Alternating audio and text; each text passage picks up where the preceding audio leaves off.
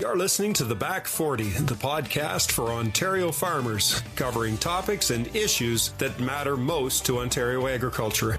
Brought to you by Trillium Mutual Insurance, bringing the ag community together one podcast at a time. I'm the host of The Back 40, Mike Bryan, agribusiness specialist at Trillium Mutual Insurance.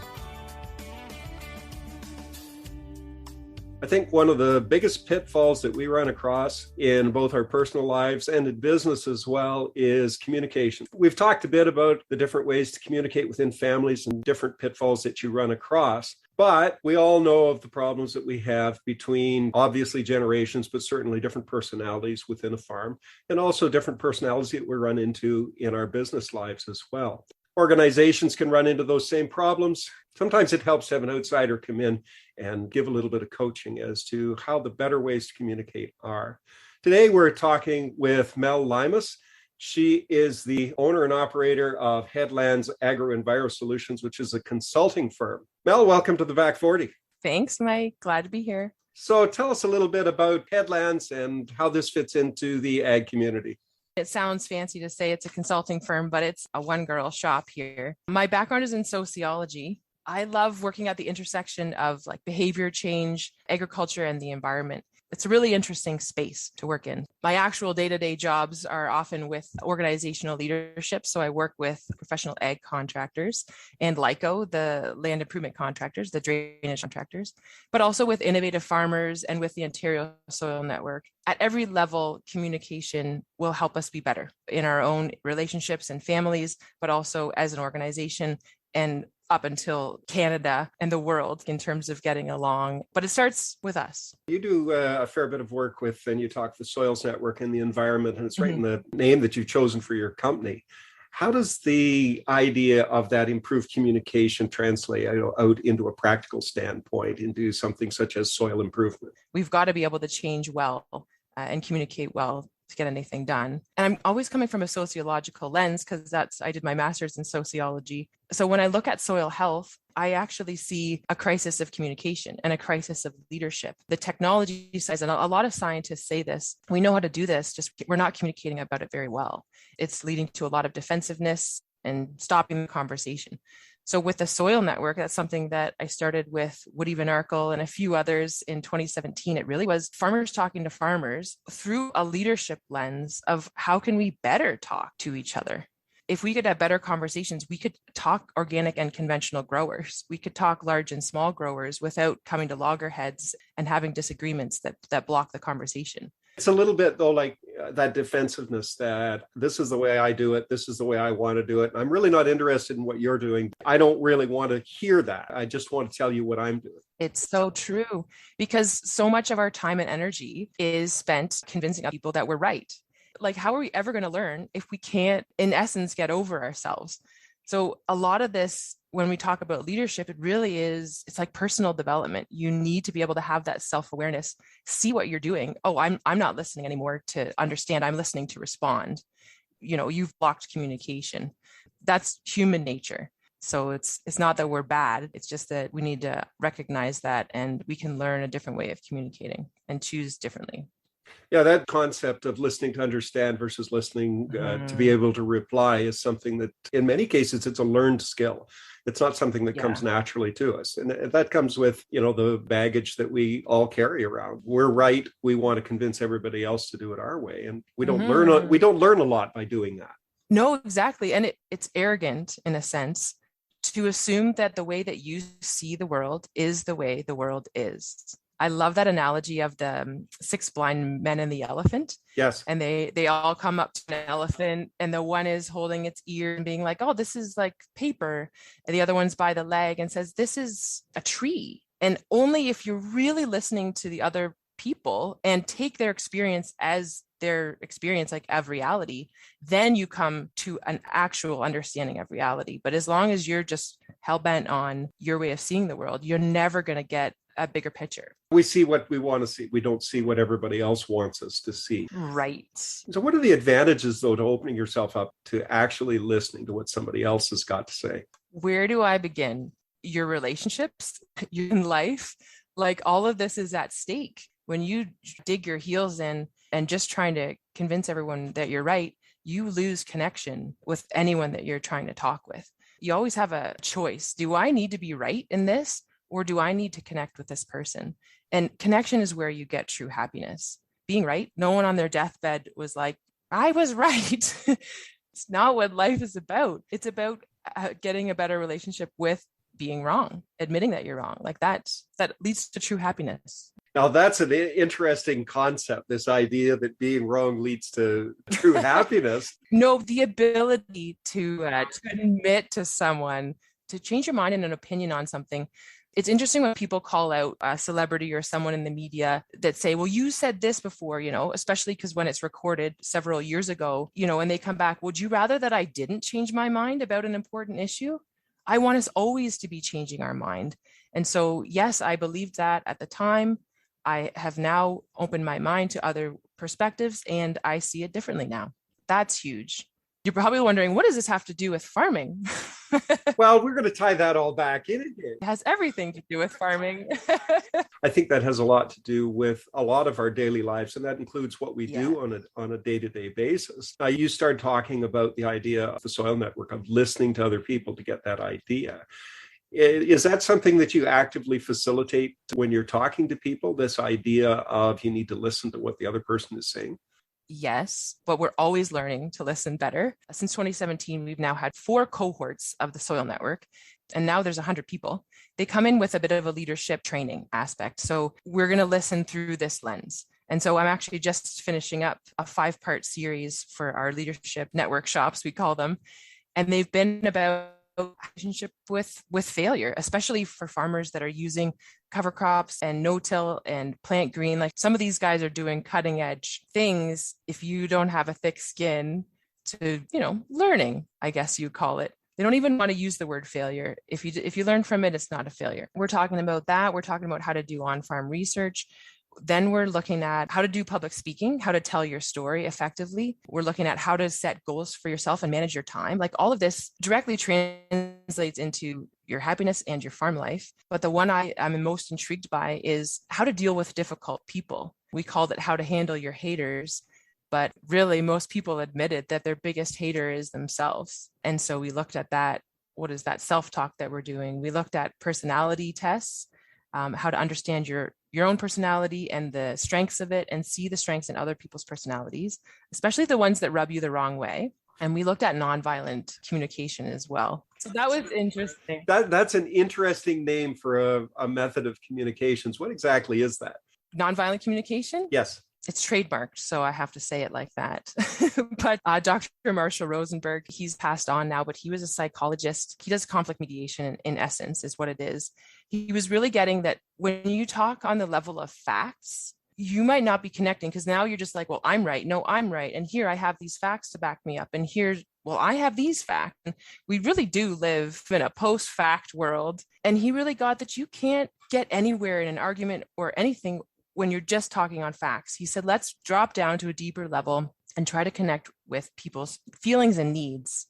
Again, this sounds soft. It's very hard to do, but it is freeing once you can get this. Everyone has needs. We all have common needs that are just part of human nature, like safety and shelter, but also love and respect and all that. When you can really connect with your own needs and connect with others, you start having a completely different conversation.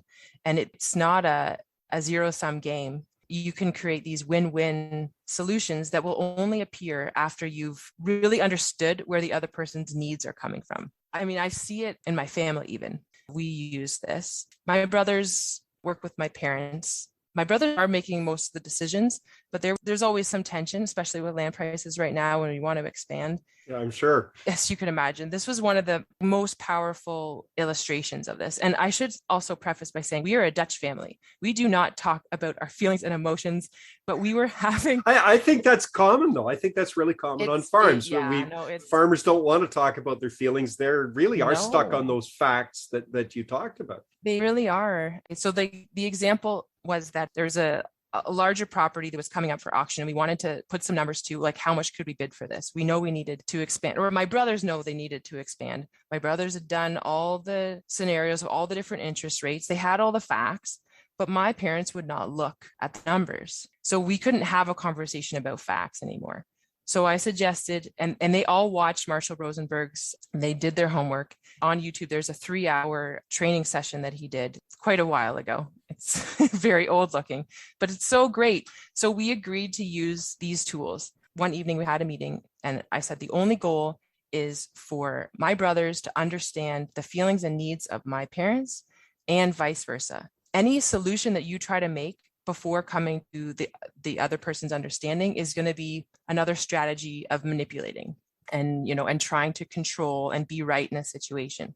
Only when you're really willing to go there. I'll remember that conversation forever because my mom and dad got, like, for the first time, I really understood how hard it was for them in the 80s with the interest rates. And that was when all of us were young kids, and just the sleepless nights, the amount of anxiety, and that my dad and mom were trying to protect their kids from going through that same amount of tension and risk. Unless you've been through it, you don't truly understand it. We don't. You hear people talk about like your savings accounts with their high interest, and they're talking 1.5. Yeah. And I can remember mortgages at 20%. Yeah. Put that in perspective. A mortgage at 20% means that about every 3.5 years, you're going to pay as much in interest as you paid for whatever it is you bought. Yeah. And it's just unbelievable numbers that in many cases just simply don't work. They make what looks to be a reasonable amount to buy a farm for just unworkable when it comes time to actually have to pay for it. Totally. And I went through that. I mean, I remember the penny auctions. I remember people going out of business and high interest rates putting people out of business, losing their farms, losing everything that they'd worked for. It's not an environment that people are familiar with today. No, and maybe we would have got a sense of it growing up with that sort of anxiety looming over our family, but we really got a good sense of it that night when we just listened to my mom and dad talk about how that was for them, and that their need now was to protect the rest of their family and their offspring from that same feeling. But then on the other hand, once my brothers could articulate that, okay, I get that you're feeling anxious because you're needing kind of security for us. And then on the flip side, we got to hear my brothers who now have kids of their own. And these kids are like quite the avid carpet farmers. So where they're going to want to take over the farm one day. They said, I get that. And I'm so grateful that you went through that amount of struggle for us. And I want to struggle. I'm willing to struggle. We're willing to struggle that same way so that our kids have a viable operation, because it needs to get bigger if it's going to be viable, sadly, in this day and age. Yep. So then I think my parents really felt the gratitude from them, and that they also wanted to continue the legacy. And they were like eyes wide open, willing to take on a risk. It was a really beautiful conversation. It didn't come to a solution at the end of the evening. I think it got pretty late and we just went home. But I just wanted to trust the process. Like, honestly, the very next day, or maybe it was a few days later, but they overheard a conversation that one of our neighbors was looking to sell. So this was a smaller property, a lot more manageable, and it would solve a lot of the problems, so many other problems that I didn't even get into. But they were on the same page. Like, that was a unanimous yes. They walked in there and they negotiated a deal before it went to auction, because then we would have got outbid. But they had just a unanimous yes. And in a few days, they had that property. And that was something beautiful that I wonder if we had to come to that connection first, and then the solution was just going to magically appear. I don't know. People may not believe in magic, but I sure do. People have to prepare to come to understand the other person's viewpoint before you ever have that conversation. And if you don't have that conversation first, maybe you have that same reaction when that property comes available from your parents and from your brothers, right? You don't know, but that would have been a difficult sell without that conversation happening first. It would have. It's not always these big deals that we need to practice listening. Another buddy of mine, he farms with his son, and his son doesn't like to get up very early in the morning. My buddy, he's like, I have a choice every day whether I'm going to be mad at him or not, Yep. And so he says, when he comes into the shop eventually, I can give him, a laundry list of the things that he should have been doing and all that. And he said, or I can just accept him as he is, greet him with a good morning, and we get on our day. And he's like, and that will totally change the tone of the day. I have a choice in that. He really gets that he's got a choice in how he thinks about things and how he interacts with everyone around him. And when I think about like some of the farms I've seen Or some of the tensions, even in our own family, boil down to, why didn't you say hi to me in the morning? You know, you lose trust. Even those small, tiny little things, they make a big difference. And it does boil down to personality type. Is your organization in need of funding? Trillium's Roots Community Fund is currently looking to provide money to projects for organizations that are agriculturally focused. Applications are now being accepted towards facilities or equipment upgrades, funding for research, innovations, and much more. To learn more about Roots, including how to apply, visit our website at trilliummutual.com and click Community at the top of the page. Touched a bit on the personality types before, and that sometimes your different personality types can actually have conflict there just simply because of the different types they are. And I think that's a great example you gave there of simply someone that likes to get up first thing in the morning and someone that likes to not get up as early, but maybe work later at night. Like, how does all that work together? And then you talked about these personality tests. Help our listeners understand that a little bit better. Again, I'll just go back to our own family. And yeah, they might kill me if they hear this, me using them as examples all the time. We use the DISC test, and there's many of them, but the DISC test is pretty simple to explain. Like, imagine it like 4 quadrants.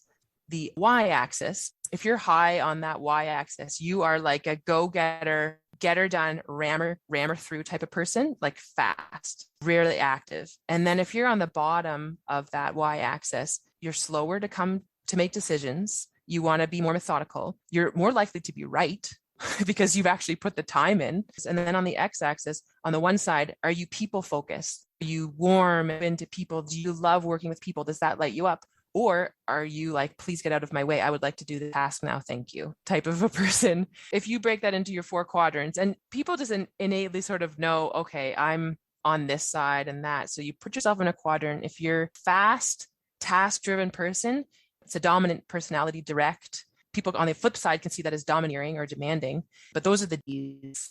The majority of my family is in the Ds section. I, on the other hand, am in the I, which is people focused, but also really fast. So it's more influential, like a cheerleader type, but it also can be seen as impulsive and a bit irritating to people. I understand that. So then if we move down into, if you are people focused, but slower and more methodical, then steady. These are like the backbone of any team. Sadly, we don't have any of those on our farm team.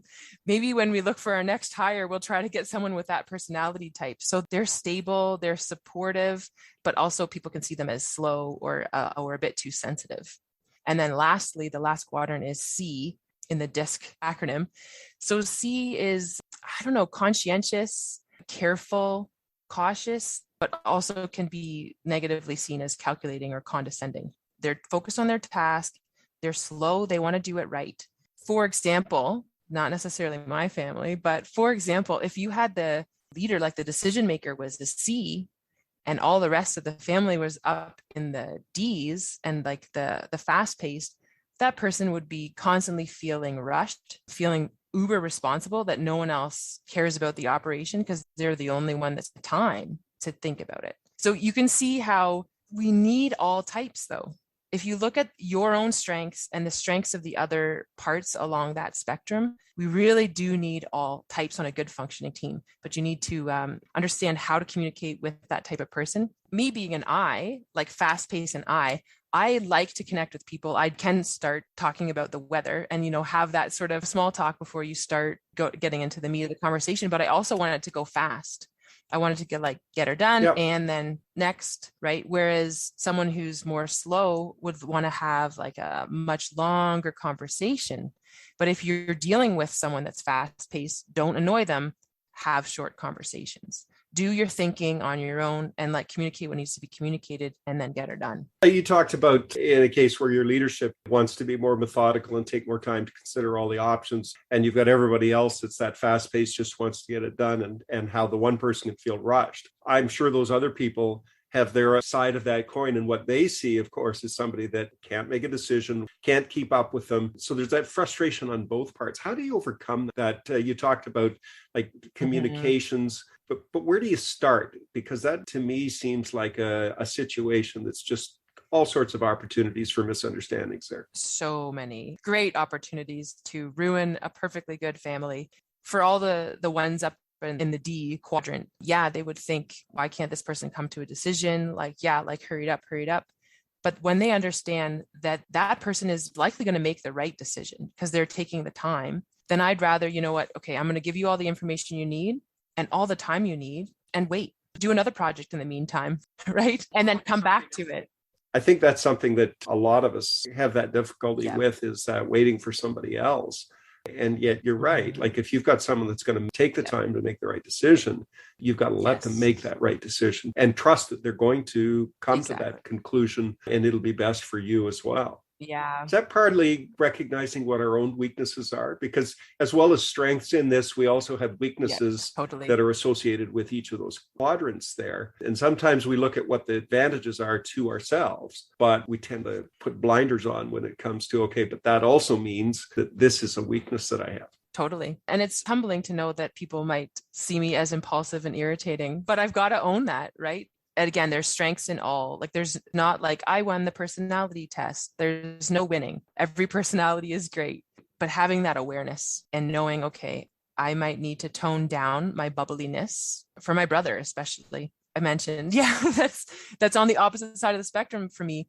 I could just tone it down a little bit and talk slower and come to with more facts instead of ideas, right? So just understanding that, but always it has to come with the desire to connect. And that is fundamental to everything, is if you don't have the desire to connect with a member of your family and to actually work together as a team, then you got to go have a step back and like have some empathy for yourself. What need is not being met? When we don't get our needs met, that's when we have all the negative emotions. If our needs are met, then we have positive emotions. Like there literally are feelings like in our body. They're physiological responses to needs that are met or not met. So if you're struggling with the negative emotions and can't even connect with anyone, you need to get your needs met first and foremost. And no one else is responsible for meeting your needs. This is the hard part of nonviolent communication, is it gets you out of victim mode very fast. No one else is responsible for making you happy or getting your needs met. Only you can. First is identifying what they even are. What am I not getting right now that I'm needing? And then how will I get that? It's no one else's responsibility to deliver that. And a lot of times it's not something that someone can do. I just need freedom or I need confidence. Those are not things that other people can give to you. I've always kind of used and it's along the same line, but the perspective of we don't control what happens to us, but we do control how we react to it. And that's a lot of what you're talking about here, is how do we react to what other people do or what other things happen to us and still find a way to get our needs met. Totally. And I like the saying too, is life doesn't happen to you, it happens for you. So anything that comes your way, no matter what it is, good or bad during the day, is a lesson. And that also helps me react better, because I don't see myself as like coming right at me and happening to me. It's happening for me. How am I going to learn from this? Happiness is a choice, and being satisfied with your life is a choice that each one of us gets to make every single day. What was that Socrates quote? He who is richest is content with the least. So you really got to look at, okay, a need is not like to keep up with the Joneses, is not a need, right? It's a strategy. You think that by having a bigger combine or this or this or this is going to bring you happiness or is going to bring you something, but it's just a strategy. Usually our strategies, especially if we don't understand the underlying needs, our strategies just basically guarantee that our needs are not met if we're not doing it with consciousness. We're basically on autopilot being like, oh, I feel this, therefore I must do that. That blind reaction always kicks us in the butt. And no, having a bigger combine does not make you happier. The farmers that I've talked to, they just look like they have it all together, the envy of the town. But I mean, I've talked with them and they are hurting. They are depressed just as much as anyone else. And you can say, well, you've got first world problems. I'm like, the strategy doesn't meet that need. You'll never be happy. It doesn't matter how big your farm is. It doesn't matter how shiny your tractors are. It's separating the difference between needs and wants. Yes. And the needs are what we have to have. The wants are what we think we should have. Yeah. And gathering, that gets back to that Socrates quote of gathering more stuff around us. For some people, that's what they want to do. And there's nothing wrong with that. But if you look at that is going to make me happy, That's not going to make you happy, right? That has to come from something else. And you may be a very happy person while you're doing this, but that's not what's going to make you happy. Getting your needs met and how you react to what's happening around you is where that happiness comes from. Totally. And if you do drive yourself into that much debt just to keep up or just to give the appearances that you're happy, like that's when some serious stress starts happening, as you can well imagine. There's all these big issues that are going on in the world today, and we feel really powerless. I often feel really powerless to have any sort of control over the big things that are happening on a national level or a global level. But what I do have control of is my life, the people around me. And I think that does make an impact. If you choose peace with your parents, with your neighbors, and you actively choose peace, that has a ripple effect in a way that we can't quite understand. But I think that has a ripple effect across the industry and across the world. But clean up your own house, like start with your own baggage. And that's what we can do. And ultimately, I think that's all we can do. I think it's the spheres of influence that we talk about. And some of us have been through and we've seen them before. And you have to look at what you have control over, what you have influence over, and what just happens outside. As you go further out in these spheres of influence, you get less and less control over stuff. And you need to have more acceptance over what you can do about it. And how can we expect to have, some semblance of a normal conversation at a national level in Parliament when we can't even talk with our own siblings or workmates? So how can we expect that anything will get better? It starts at home, and then it goes into our organizations. Going back to where we started, I guess, is work together across the province. I really love the way that the Soil Network does leadership. Everyone is a leader. It's not, I'm the president of such and such association, therefore I have been given permission to do something meaningful. Like, we're just a group of farmers that connect and say, wouldn't it be cool if we did that? And then we just sort of self-organize around an issue, or, there's no one with a magic wand that now says, okay, you can make an impact on Ontario agriculture or on soil health. Yes, we do it on our own farms. That's important too. But working together and working well together is super powerful. It's interesting you talk about that we all make that difference when we do, like you implement something on your farm. And I've watched around here and I've talked about this on the podcast, where if you go back 40 years ago, you have a beautiful sunny winter day with a little bit of plowing sticking through and the wind blows and all the snow turns black because it picks up that. We don't see that anymore, right? We don't see that anymore here because we have minimum tillage and no tillage and different techniques that are used by and large in this area. But that didn't happen with all of a sudden everybody being told you need to go to no-till. We all looked at what everybody else was doing. My next door neighbor grew quinoa, and he grew one in the field next to me, and it got lamb's quarters in it. And I don't know if people realize just how closely related those two are.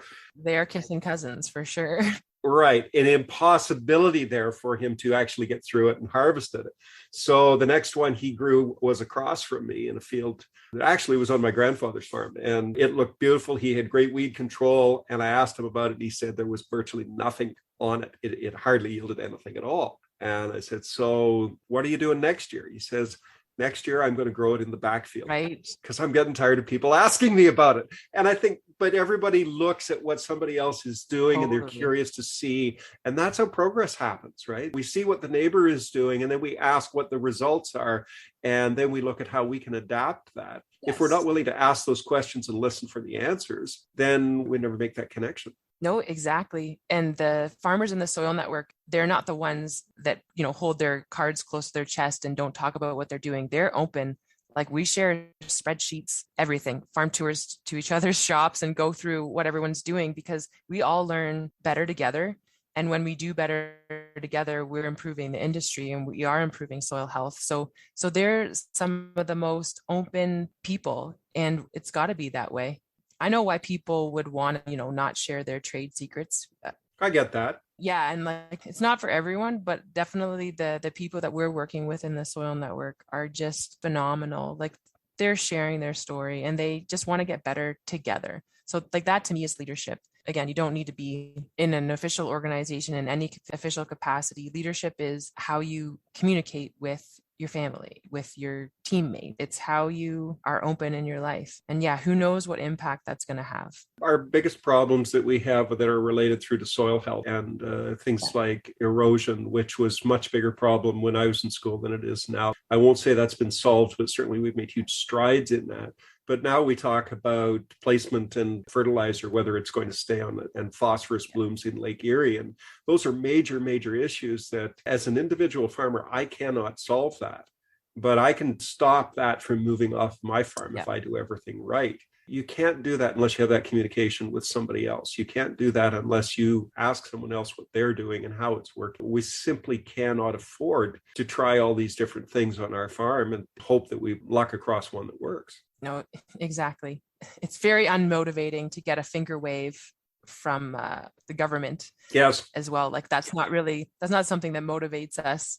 But yet the OMAFRA staff that work on the field level have just been phenomenal in the soil network, even like in connecting with farmers with each other, in sharing the knowledge. They would take the farmers' knowledge that they're working with and share it. So they do have a big part, but not in terms of finger waving and regulation. Like, I don't think that's the solution here. It's a cultural change, right? It is. And I think a lot of people say, oh, well, everybody hates change. No, people don't hate change. People hate change that is imposed upon them. Yes. We like to control what that change is. And if we don't deal with some of these problems from a proactive perspective there, somebody will come in and tell us how we're going to do that. Exactly. You don't have to go back very far. You look at neonicotinoids, and there is a perfect example of the industry being told, this is how you're going to do it. And it was not well received. No. Not at all. And that's not a surprise. That shouldn't be a surprise to anyone that it wasn't well received. But if we're going to deal with some of the other problems, such as the algae bloom in Lake Erie, we've got to make the changes or else somebody's going to tell us what we have to do.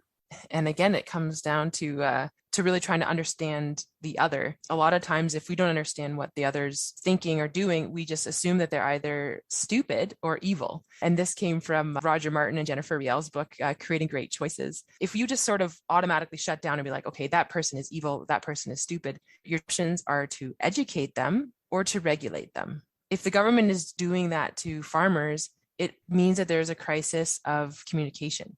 They don't understand farmers and farming enough. If those are your only two options, that makes me think, okay, we need to go back up the bus a little bit.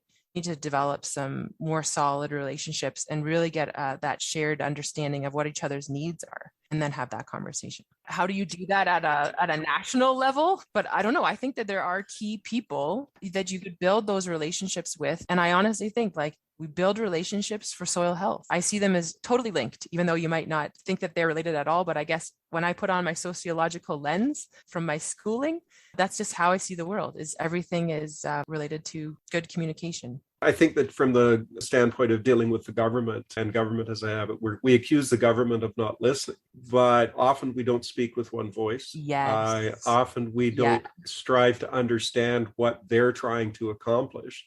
And we often end up with solutions being imposed upon us because we don't tend to want to deal with it. We don't listen to what it is that society in general is saying, hey, this is really important to us. And neonicotinoids are a good example. The bees are dying. This is a problem. We're going to do something about it. You're going to stop using neonics.